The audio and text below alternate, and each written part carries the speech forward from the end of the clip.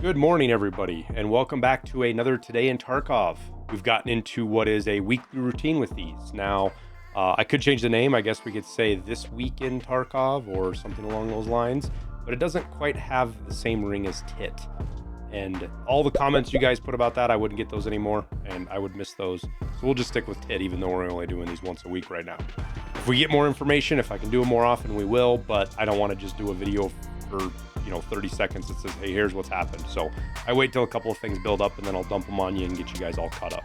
So this evening we got a tweet from Escape from Tarkov Battle State that they're going to install a patch. It's already done, it's already up, it'll be on your launcher. They didn't shut the game down, so if you were playing you didn't even notice. You do need to restart and upgrade the patch though, and it's got quite a few updates to it. I'm not going to go over these one for one. We'll put the link to the patch notes down in the description so you can click on it and see it yourself if you want. But we'll go over some of the bigger ones. First off, they've got the usual, various client optimizations. So hopefully they're working towards getting things running smoother and smoother. On top of that, they fixed some bugs that have been around for a while, some that are kind of new.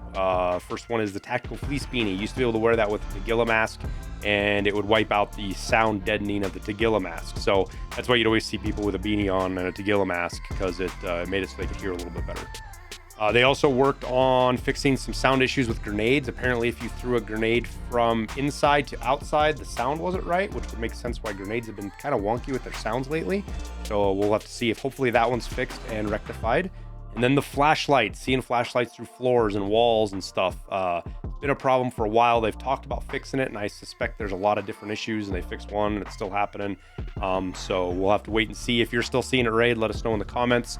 I will keep an eye out for myself if I'm seeing it or if I'm not. It looks like they fixed some issues with presets and stuff that can't be listed on the flea market, which is good because that means you can get into the preset menus for some of these items. So for example, here I've got my presets open. I used to not be able to click on the MK18 because I don't have it unlocked yet because I haven't done that task. But now you can, so now you can modify it. This was a huge pain for people trying to do their RSAS gunsmith task because you couldn't open up the preset menu without going through the handbook and some other stuff if you didn't have it unlocked in some form or another, either the barter or the sale. So that bug is fixed, and it's good to see.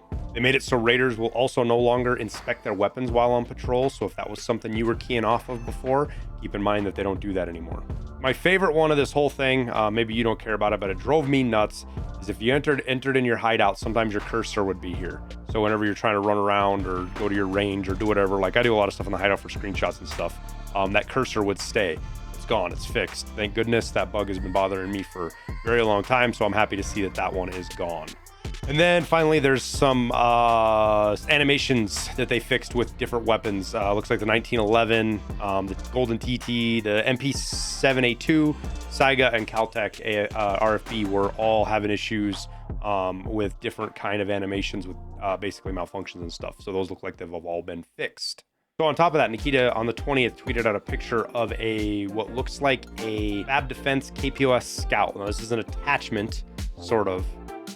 It's going to have to be an attachment because it's not a gun itself. Basically, it's something you take a Glock, you slide it into there, and it kind of turns a Glock into a sort of an SMG.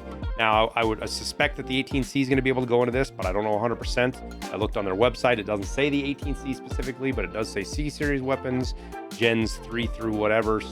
I don't know Glocks all that well, but I'm assuming that the Glock 18C, the automatic one, will be able to go into this. So if the pistol using this still maintains a pistol slot, now you have the ability to run a handy dandy little pistol as a secondary, more than just you can buff it up to basically an SMG and have it in that secondary slot as a backup to like a sniper rifle or, a DMR or, something like that. Plus, keep in mind with the new malfunction system, if you get a malfunction now, you get a bonus speed to switching to your secondary.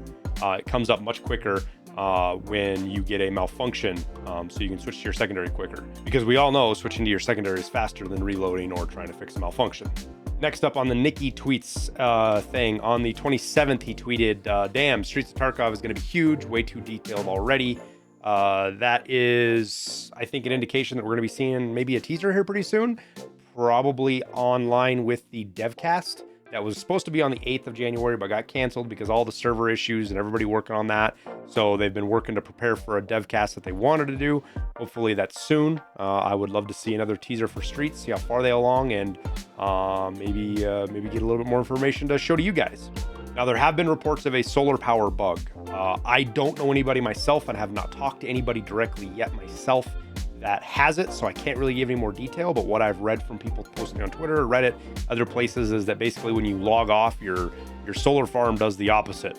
It works correctly when you're on, but when you log off, it burns fuel 50% faster, which really sucks. But I don't have it yet. As you can see, I'm upgrading. Just started it tonight, so rip all my cash. Spent a bunch on that. Once it's upgraded, if the bug's still around, I'll let you know. If I hear anything tomorrow or after today about it being fixed, I'll make sure to let you guys know so that if you're waiting to upgrade it because this bothers you, you know when you can hit that construct button and burn all your money like I have. Real quick economy update for you guys, just something I want to point out. It's obvious, yes, sugar is getting expensive. We're seeing it run. Pushing 55, 60 by the end of next week, maybe. We'll see. That's kind of where I'm sitting on. I got almost three full cases of sugar that I'm waiting to sell, and I'm waiting for that price, make myself quite a hefty chunk of money.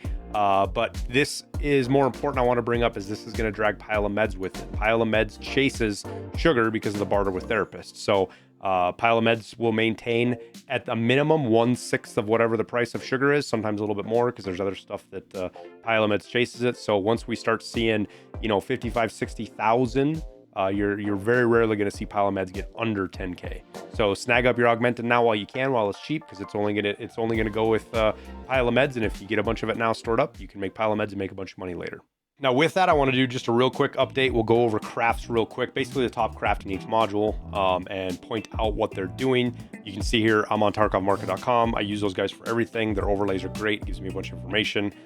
If you want this kind of level of detail, go throw money at their Patreon and get this unlocked. Otherwise, you get some basic level stuff just going to their website. But starting off with the workbench, these prices are pretty good. You can get a little bit more for your wires. Let's bump this up to 9,900. It's not 99,000. You can usually get about 10K for your wires, which bumps the price up a little bit.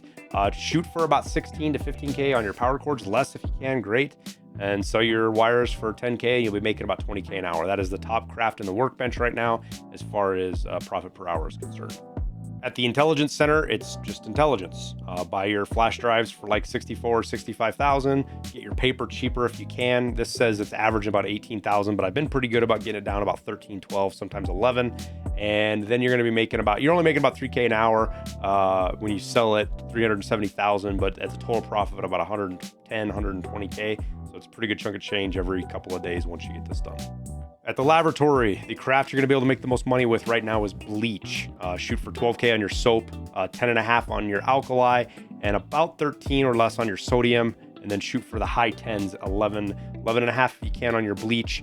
And it'll make you about 20K an hour. I've been doing scav vests. It's easy. I just trade scav vests with slickers, turn them into ripstops, sell them because it's an easier craft. That's my go-to. Now at the med station, just like we talked before, Pile of Meds are doing really good.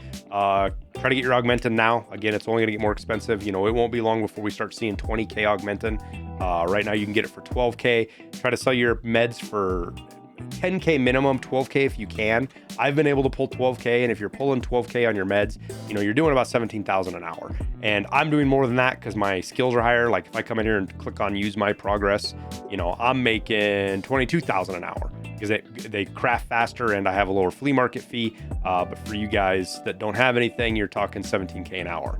For me, I sit on my meds for a day or two, craft a bunch of them, sell them in big stacks of 20 or 30. Nutrition units, kind of a quandary. You can make money with slickers, but you got to be very careful on your component prices. Get your oat flakes and your crackers less than 15.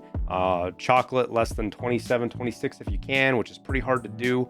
We're going to start seeing chocolate get even more expensive, but sell your slickers like that for about 9.6, 9.7. Sometimes you can aim for over 10, get 11 sometimes, and that's going to be your best. You're not going to make a ton of money. You'll make a couple thousand rubles, but at least you're leveling up your skills. That's what I'm doing it for. I rotate between slickers, Willistons, emergency water rations. I kind of do whatever I can to just barely break even.